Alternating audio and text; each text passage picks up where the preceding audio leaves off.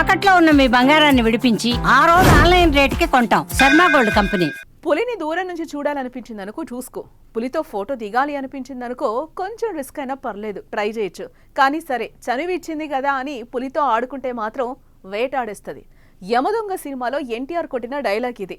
అచ్చం ఆ డైలాగ్కి సూట్ అయినట్టు థాయిలాండ్లో ఓ ఘటన జరిగింది. ఓ యువకుడు పెద్ద పులితో పెట్టుకుని పరేషాన్ అయ్యాడు. పులితో రీల్స్ కోసం ప్రయత్నించి ప్రాణాల మీదకే తెచ్చుకున్నాడు. థాయిలాండ్లోని పట్టాయా నగరంలో ఉండే టైగర్ పార్క్లో యువకుడు పెద్ద పులితో రీల్స్ చేస్తూ దాడికి గురయ్యాడు. ప్రస్తుతం ఆ వీడియో సోషల్ మీడియాలో వైరల్ అవుతోంది. ఒకసారి ఆ వీడియో మనము చూద్దాం.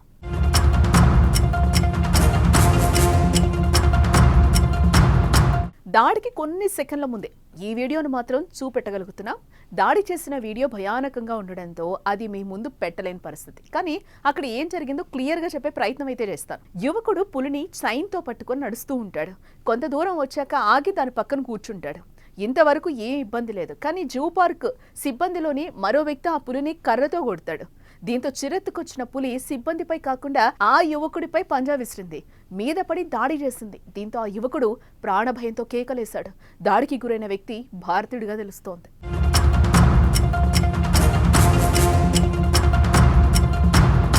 థాయిలాండ్ టైగర్ పార్క్ వన్యప్రాణి ప్రేమికులకు సరైన గమ్యస్థానమని చెప్పొచ్చు.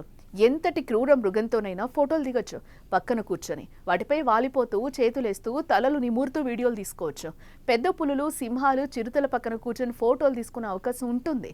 ఆ పార్క్లో ఎవరైనా ఎలాంటి భయం బెరుకు లేకుండా వాటి పక్కనే కూర్చొని వాటితో ఆటలాడుకొని అనుభూతి చెందొచ్చు.